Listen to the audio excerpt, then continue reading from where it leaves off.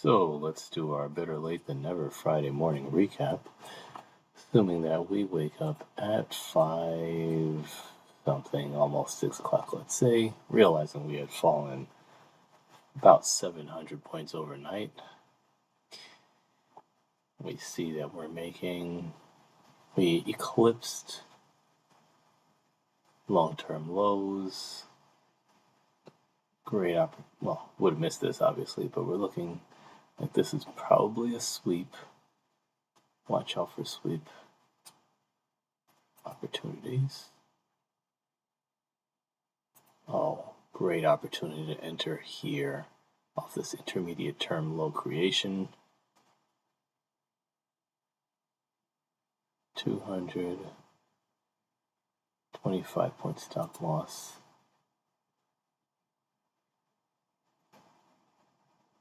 Even if you take it to the even if you take it to the bearish breakaway block, it's still about just over 75 points.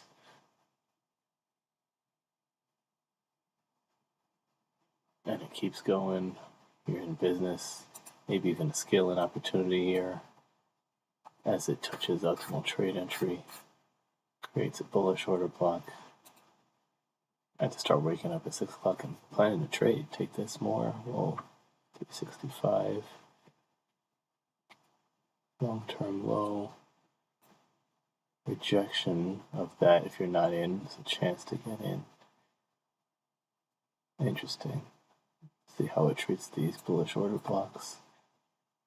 Disrespects them. Continues to the downside. Oh, now I remember. Friday was interesting. Friday was quite interesting. So now you create a new intermediate term low that gets immediately eclipsed. You should definitely have been out of this trade by the rejection of this bearish breakaway gap. Create a balanced price range here. A second balanced price range. We're only thinking bearish at this point if we're not in anything. Okay, let's see, intermediate term lows that have been swept. Not really doing anything here. It's kind of choppy.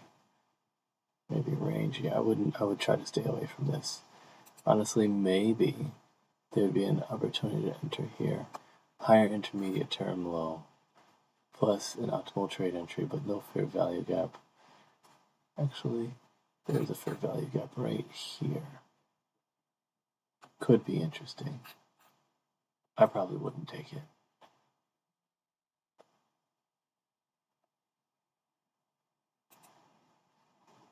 Oh, okay, let's see. Right, because this is almost 9:30. I mean, quick little scalp, but oof, it's a dangerous one because I remember what happened here. Especially, okay, so let's say if you actually did take this, I remember now. I was thinking about how useful this could be and how getting in here, because we had an up ladder, up jagged, everything was saying up. And I said, well, how much room to the downside do we have to go? And it is Friday, and Fridays are known for rejections. So if we were in here, 154, came up here, decent, but you'd have to get out, comes back down here, refuses to, doesn't even make it twice. This is clear rejection of the box. You can't even print inside the box on the first 3 candles. What does that tell you? That tells you that we're rejecting the box. So you should be in as soon as possible, put a stop, maybe somewhere in structure. 246. It's rather large, but a lot of movement. So 246. Yeah, so 240. Yeah, you're here. You're 246, 248, 150.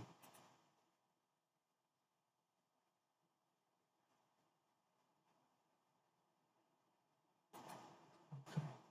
You come all the way down here. How do you know to get out here? Honestly, I would be looking to get out as soon as possible. I probably let's say 2. Oh yeah, you've already made your 100. 246. Yeah, I'd probably look to get out. It's probably somewhere around here.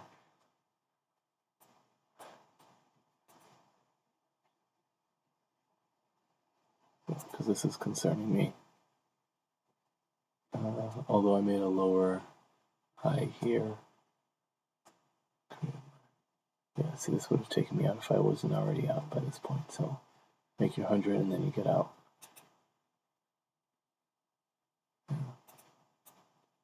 Come here, you reject the bearish breakaway gap. To the downside. Oh wait, at this point you're not printing. After printing inside the box, we can't even make it past 12.5%. I'm still thinking bearish, even though we're printing inside. I want to see a print outside. If I can get in here, I'd be happy with that, but let's see. There we go. And then what's this? That's a fib. Let's see. Yep. Lower highs, lower intermediate highs. You'd have to be out by.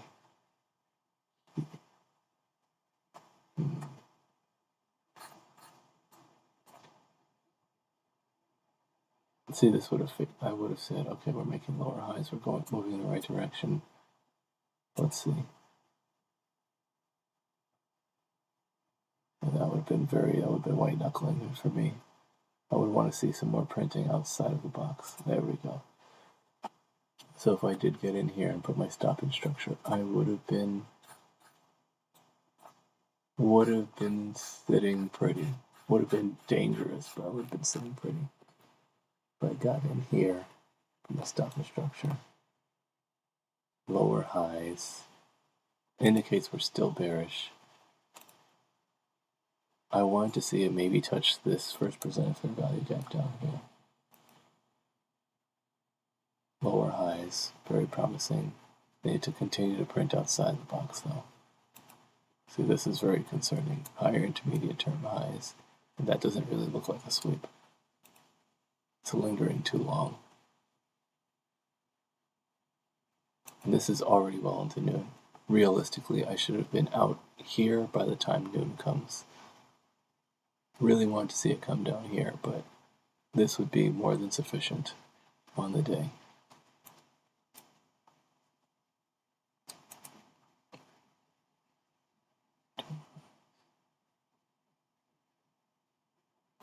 Still printing well inside the box, which now has me concerned that we're switching to bullish for the afternoon.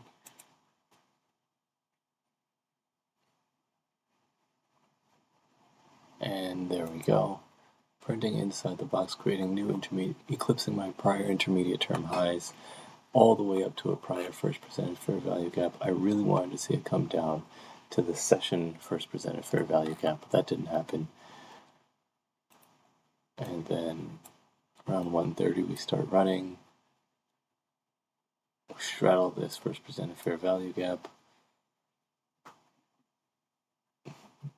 We eliminate a few breakaway gaps, or one breakaway gap, and then we bearish breakaway gap, create a new bearish breakaway gap. This would have been a sweet trade right here, at least from here.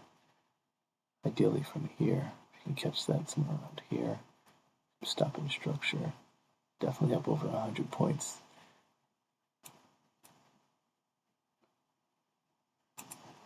Haven't yet created the 1:30, the PM session first presented fair value gap, which is surprising. Very surprising. Oh, I remember why now, because this was interesting price action. Couldn't print outside of the box. And then you do print outside the box. And then you finally make it down to the AM session first presented fair value gap. Create a breakaway gap. struggle to get past the AM session first presented fair value gap, and you're done for the day.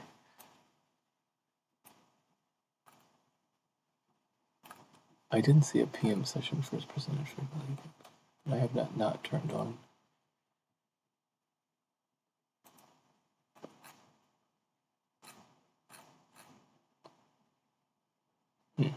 Interesting.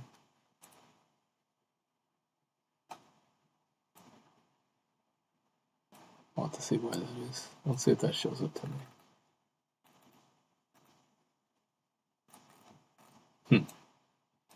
Very well.